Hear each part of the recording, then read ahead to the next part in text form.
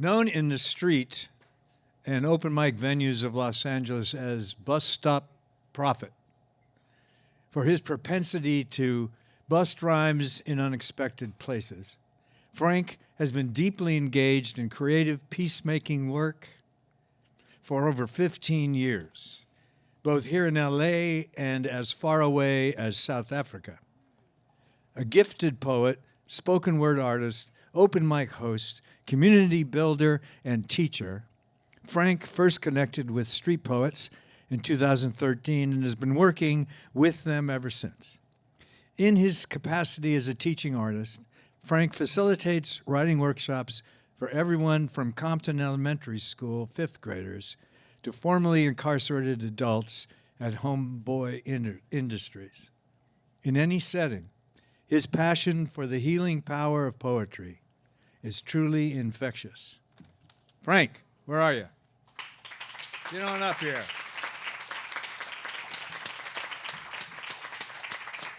To a foot from his child.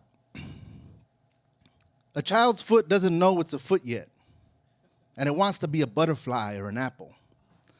But then the rocks and pieces of glass, the streets, the stairs, and the roads of hard earth keep teaching the foot that it can't fly, that it can't be a round fruit on a branch. Then the child's foot was defeated. It fell in battle. It was a prisoner condemned to life in a shoe. Little by little, without light, it got acquainted with the world in its own way, without knowing the other imprisoned foot, exploring life like a blind man. Those smooth toenails of quartz in a bunch got harder. They changed into an opaque substance, into hard horn, and the child's little petals were crushed, lost their balance, took the form of a reptile without eyes, with triangular heads like a worm's, and they had calloused over. They were covered with tiny lava fields of death, a hardening unasked for. But this blind thing kept going, without surrender, without stopping, hour after hour, one foot after another. Now is a man or a woman above, below, though the fields, the mines, the stores, the government bureaus, backwards, outside, inside, forward, this foot worked with its shoes. It hardly had time to be naked in love or in sleep. One foot walked, both feet walked, until the whole man stopped. And then it went down into the earth and didn't know anything, because there everything was dark. It didn't know if it was no longer a foot, or if they buried it so it could fly, or so it could be an apple.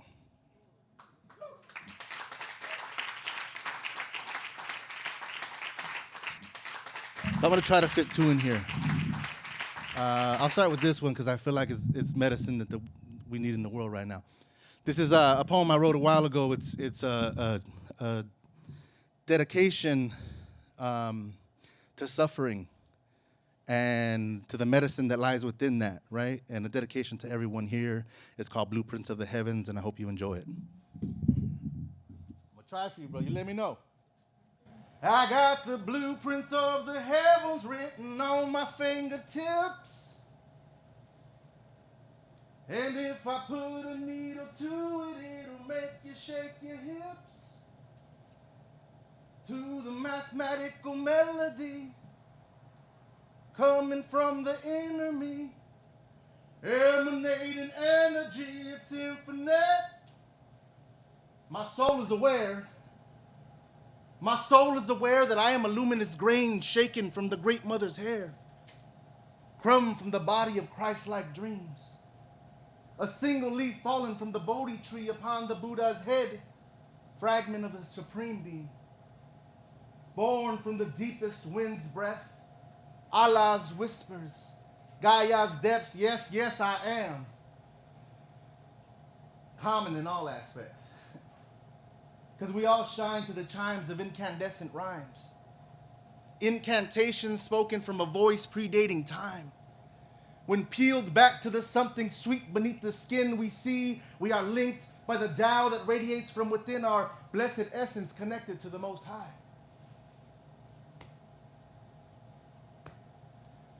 From the inside. Simple in nature. It's not complex. It's a complex that keeps I am repressed, trying to put limitations on the boundless. There is no stopping this. It's spirit meets physics, quantum leaps of faith. Our light claiming its birthright, you can't negate the strength. We are galaxies made flesh, constant constellations being birthed from our chest, sun rays riding Milky Ways out the divine nurture's breast, into stardust roots, rising like the laughter that we knew in our youth, uncontrollable, inexplainable, beautiful. You just gotta go with it. Release your inhibitions, stop fighting the fears and feel the flow of it.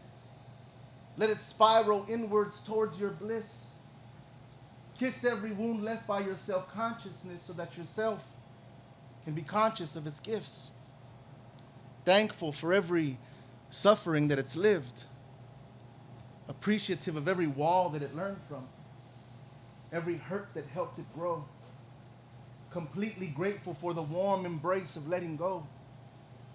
Open to receive libations that trickle from above.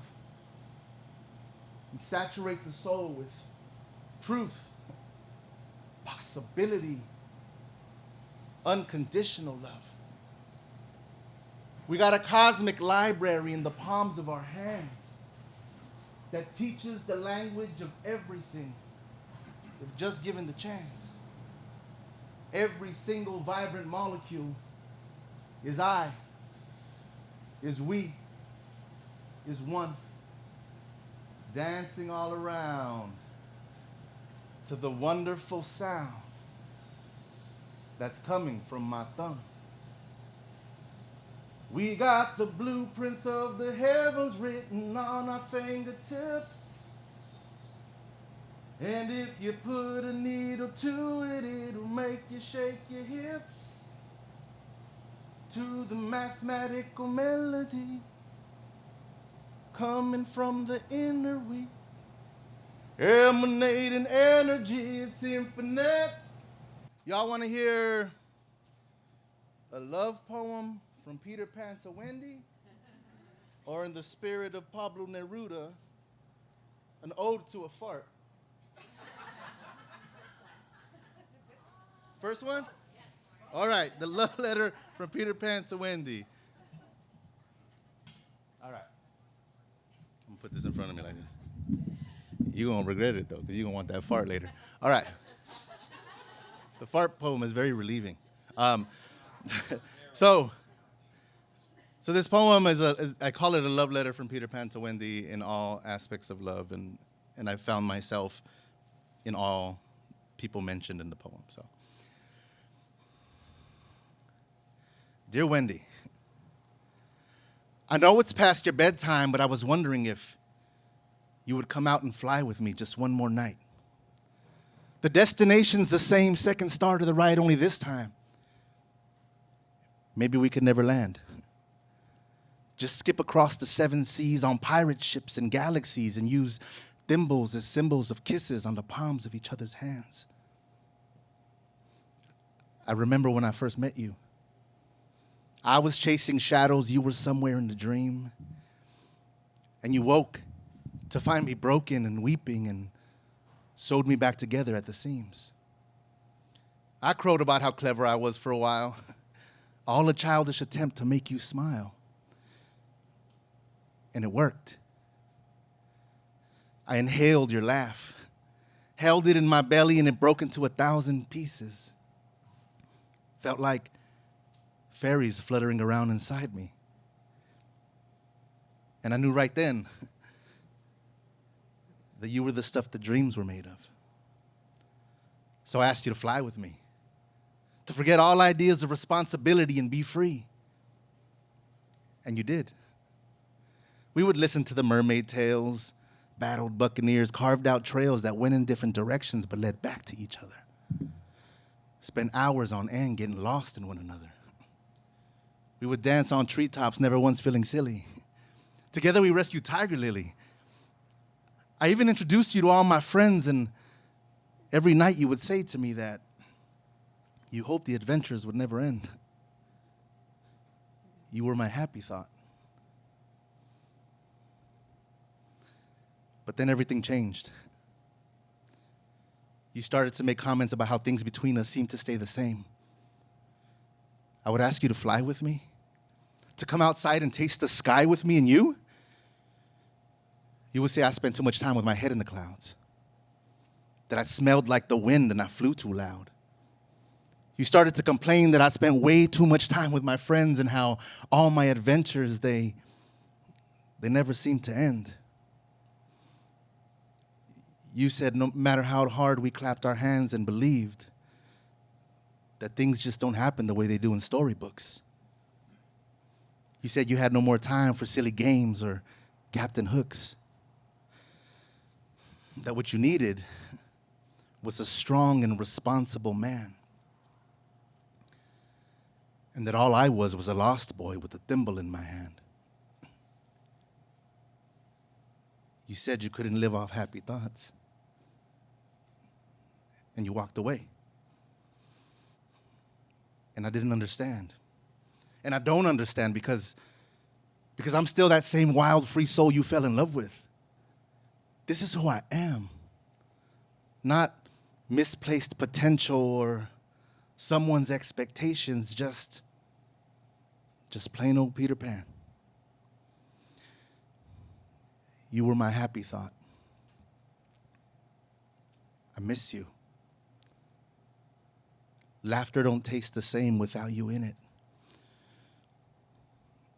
And I know it's past your bedtime, but I was wondering if you would come out and fly with me just one more night.